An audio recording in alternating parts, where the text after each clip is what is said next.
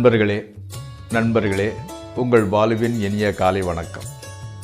இன்று 9 பிப்ரவரி, அதாவது தை மாதம் 26ஆம் தேதி வெள்ளிக்கிழமை. சதுர்த்தசி திதி காலை 8:03 வரை, அதற்கு மேல் அமாவாசை. திருவோண நட்சத்திரம். ராகு காலம் 10லிருந்து 12 வரை, சாயங்காலம் யமகண்டம் 3லிருந்து 4:30 வரை. உங்களது இந்த சந்திராஷ்டம நாள் மிதுன ராசி. நல்ல நேரம் 9:30லிருந்து 10:30 வரைக்கும், சாயங்காலம் 4:30லிருந்து 5:30 வரைக்கும். நீங்கள் அணிய வேண்டிய நிறம் வெள்ளை. நீங்கள் சாப்பிட வேண்டியது தயிர் சாதம். இப்பொழுது நாம் 12 ராசிகளுக்கு உண்டான பலனை பற்றி தெரிந்து கொள்வோம். முதலில் மேசராசி. மாணவர்களுக்கு இது ஒரு நல்ல காலம். அதாவது ஆசிரியர்களிடமிருந்து நல்ல பெயர் கிடைக்கும். வேலை இல்லாதவர்களுக்கு வேலை டெம்பரரியாக கூட கிடைக்கிறதுக்கு வாய்ப்பு இருந்துக்கிட்டு இருக்குது. திருமணம் நிச்சயமாகும். வீடு வாகனம் அது இது வாங்கணுங்கக்கூடிய ஒரு எண்ணம் நிறைவேறும். அடுத்து ரிஷபராசி. காதலர் அல்லது காதலி இவங்களை பார்க்க போகிறதுக்காக கொஞ்சம் பிரயாணம் பண்ண வேண்டிய சூழ்நிலை வரும். ஆமாம், அதாவது கூட பிறந்தவங்களுக்கு வெளிநாட்டு வாய்ப்பு வருது. அண்ணனோ தம்பியோ அவங்க வெளிநாட்டு போகணும்னு நினச்சிக்கிட்டு இருப்பாங்க. அவங்களுக்கு அந்த சான்ஸ் வந்துக்கிட்டு இருக்குது. வேலை பார்க்குறவங்க, உத்தியோகத்தில் இருக்கிறவங்களுக்கு உத்தியோகத்தில் நல்ல பேர் தான் கிடச்சிக்கிட்டு இருக்குது. பாட்டு மியூசிக்கு கற்றுக்க வேணும்னு நினச்சிக்கிட்டு இருக்கிறவங்களுக்கு நல்ல வாய்ப்பு, அதாவது ஆரம்பிக்கிறதுக்கு உண்டான சரியான தருணம் இது. அதே மாதிரி ஃபைனான்ஸ் அது ஒரே சீராக தான் போய்கிட்டு இருக்குது, ஒன்றும் பிரச்சனை கிடையாது. அடுத்து மிதுன ராசி. மிதுன ராசிக்காரங்களுக்கு எப்படின்னா, இன்றைய பொழுது வரைக்கும் கொடுத்த வாக்குறுதியை காப்பாற்ற முடியாது. ஆமாம், அதே மாதிரி அம்மாவுக்கு கொஞ்சம் உடம்பு அசௌகரியமாக இருக்கிறது. அம்மா மனச்சோர்வு, மனசில் இன்ட்ரெஸ்ட் இல்லாமல் மனச்சோர்வுங்கிறது ஜாஸ்தி ஆகிட்டு வந்துக்கிட்டு இருக்கு. ஆனால் இந்த பணம் கொஞ்சம் வருது. பணம் இருக்கிறதுனால அதை வச்சுட்டே நீங்கள் சமாளிச்சுக்கிட்டீங்க. எவ்வளோ சோர்வு இருந்தாலும் எது இருந்தாலும் அதை வச்சு நீங்கள் ஜெயிச்சிருந்தீங்க.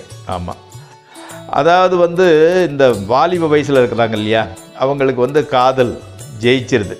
ஆமாம், அந்த கல்யாணம் ஆகாதவங்களுக்கு கல்யாணம், குழந்தை இல்லாதவங்களுக்கு குழந்தை, எல்லாருக்குமே அந்த மாதிரி அடுத்த ஸ்டெப்புக்கு போகிறதுக்கு உண்டான வாய்ப்புகள் கிடச்சிக்கிட்டு இருக்கு. இந்த ஓரளவு நல்ல நாளாகவே போகிறது. அடுத்து கடகராசி. அதாவது கண்ணின் ஆரோக்கியத்தை நன்றாக பார்த்து கொள்ளுங்கள். அப்படின்னா கடகரத்துக்காரங்களுக்கு இடது கண் பர்டிகுலராக அதில் கொஞ்சம் பிரச்சனை வர்றதுக்கு வாய்ப்பு இருந்துக்கிட்டு இருக்குது. உங்களுக்கு உள்ள ஒரு சுப்பீரியாரிட்டி காம்ப்ளெக்ஸ் உங்களுக்கு ஜாஸ்தி. அதனால் யார்கிட்டையும் உதவி கேட்குறதுக்கு ஒரு தயக்கம். உதவி கேட்டால் தானே கிடைக்கும், கேட்காம எங்கே கிடைக்குது. அதே மாதிரி அதிக மனக்குழப்பம் உண்டாகிட்டு இருக்குது. பேங்கிங், டீச்சிங் செக்டர் அந்த துறையில் உள்ளவங்களுக்கு நல்ல மரியாதை, ரெஸ்பெக்ட் கிடைக்குது. அதாவது உங்களுக்கு ஆண் குழந்தை மேலே ஆசை, அது இல்லையங்க குறை, அப்படி தான் மெயின்டைன் ஆகிட்டு போகுது. ஆண் குழந்தைக்கு இப்போ கூட வாய்ப்பு கம்மியாக தான் போய்கிட்டு இருக்குது. அடுத்து சிம்மராசி. தூரதேசம், அதாவது ஃபாரின் போகணுங்கக்கூடிய ஒரு வாய்ப்பு உங்களுக்கு கைவிட்டு போயிடுச்சு. ஸோ இந்த இதில் உங்களுக்கு வரல. அதே மாதிரி தூக்கத்தில் கூட கொஞ்சம் டிஸ்டர்பன்ஸ் இருந்துக்கிட்டு திடுக்குன்னு முடிக்க வேண்டிய சூழலில் இருந்துக்கிட்டு இருக்குது. இந்த நக்கல் நையாண்டி பேச்சா கொஞ்சம் கம்மி பண்ணிக்கோங்க. ஆமாம், உங்களுக்கு ரொம்ப இன்வால்மெண்ட்டாக உங்களுக்கு பிடிச்சவங்களே அவங்கள சந்திக்க வேண்டிய சூழ்நிலை வந்துக்கிட்டு அவங்க உங்கள் வீட்டுக்கு வராங்க. குழந்தைகள் நல்லபடியாக இருந்துக்கிட்டு இருக்குது. குழந்தைகள் மூலமாக உங்களுக்கு சந்தோஷம், அது உங்களை நிறைவேற ஆசைகள்லாம் தீர்ந்து போகிறது மாதிரி ஒரு ஃபீலிங் இருந்துக்கிட்டு இருக்குது. அடுத்து கன்னியா ராசி.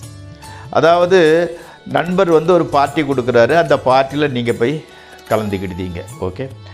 அப்புறம் இன்னொரு முக்கியமான விஷயம், நண்பராக இருக்கிறவர் காதலராக மாறுவார் அல்லது காதலியாக மாறுவார். அதாவது ஃப்ரெண்ட்ஷிப்பாக இருக்கிறவங்க அடுத்த ஸ்டெப்புக்கு போயிடுறதுக்கு உண்டான வாய்ப்பு இருந்துக்கிட்டு இருக்குது.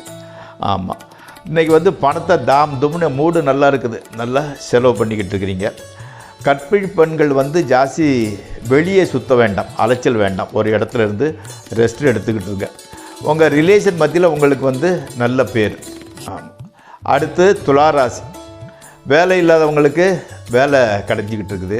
இந்த வாட்டரு, கூல்ட்ரிங்க்ஸு, ஐஸ்கிரீம் இந்த மாதிரிப்பட்ட பிஸ்னஸ் பார்க்குறவங்களுக்கு நல்ல லாபம் கிடைச்சிக்கிட்டு இருக்குது. ஆமாம், மாணவர்களுக்கு கூட மார்க்கு நல்லா வந்துக்கிட்டு இருக்குது. ஸோ அந்த மார்க்கு நல்லா வரதை வச்சு அடுத்த என்னதுக்கு போகலாம், ஏது போகலாம், இதில் இவ்வளோ மார்க் நம்மளால் ஸ்கோர் பண்ண முடியுங்கிற உங்கள் கான்ஃபிடென்ட் அதிகரிச்சுக்கிட்டே போகுது. நல்லது தான். அடுத்து விருச்சிக ராசி. வெளிநாடு செல்ல விசாவுக்கு ஏற்பாடு பண்ணியிருந்தவங்களுக்கு விசா வந்து சேர்ந்துவிடும். அப்பா வந்து இந்த ரிலேஷன் உறவினர்கள் வீட்டு ஃபங்க்ஷனில் கலந்துக்கிறதுக்காக வெளியூர் போயிருப்பார். மனசு வந்து காரணமில்லாமல் அலைஞ்சிக்கிட்டு இருக்கும், என்ன அது அப்படிங்கிறது மாதிரி. எப்படின்னா இந்த அதிர்ஷ்டம் வாரது மாதிரி வந்துக்கிட்டு இருக்கு, ஆனால் வரமாட்டுக்கு. அது ஒன்று தான் பிரச்சனை. மனைவியோட சின்ன சின்ன கருத்து வேறுபாடுகள், வேறு ஒன்றும் இன்றைக்கி ஒன்றும் பயப்படக்கூடிய அளவுக்கு ஒரு நிகழ்ச்சி நடக்க போகிறது இல்லை. அடுத்து தனுசு ராசி.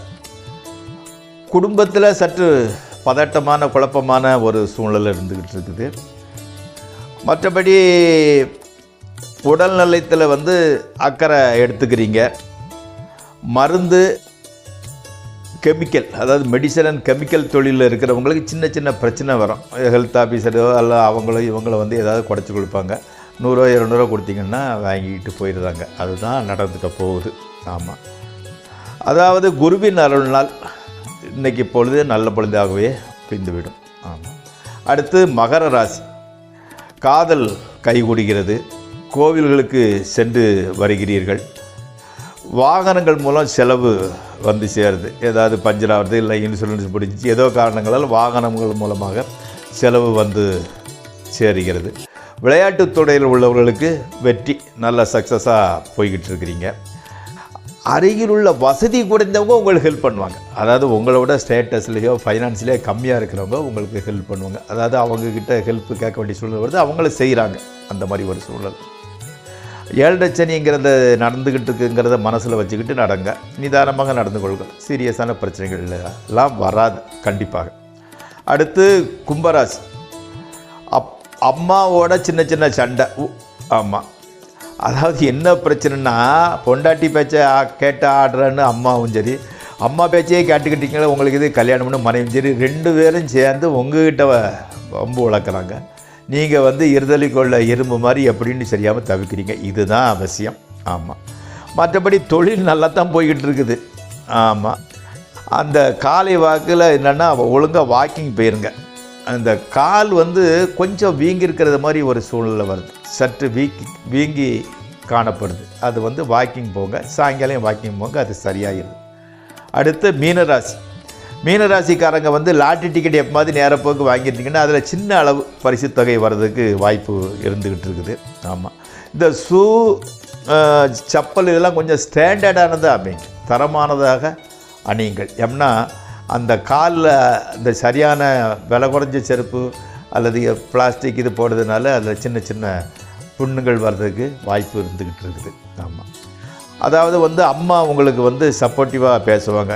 எது செஞ்சாலும் உங்களுக்கு சப்போர்ட்டாக தான் பேசுகிறாங்க. உத்தியோகத்தில் வந்து திருப்தியாக இருந்துக்கிட்டு இருக்குது. வேணும் கூடிய அளவுக்கு அதான் கிரெடிட் கார்டு இருக்க உங்ககிட்ட தேய்ச்சிட்டீங்க. செலவுக்கு கூட காசுக்கு கூட பிரச்சனை கிடையாது. ஸோ இன்று கூட நல்லபடியாகவே நடக்கிறது. நண்பர்களே, என்னோட இந்த ஜோதிட பாடம் ஓரளவு ரசிக்கக்கூடியதாக இருந்தால், பொருத்தமானதாக இருந்தால் சப்ஸ்கிரைப் செய்யுங்கள், நண்பர்களுடன் பகிர்ந்து கொள்ளுங்கள். இப்பொழுது நாம் குருவை மறந்துவிட்டு குரு தான் ஃபைனான்ஸுக்கு உண்டான கிரகம், அவரையே நம்ம கணக்கில் வைக்காமல் விட்டுட்டோம். அதுக்கு குரு பகவான் மன்னித்தருள்வாருங்க. குரு தான் எல்லாத்துலேயும் முழு சுப கிரகம். சுபர்லேயே வந்து முழுசாக சுபரான கிரகம் குரு தான்.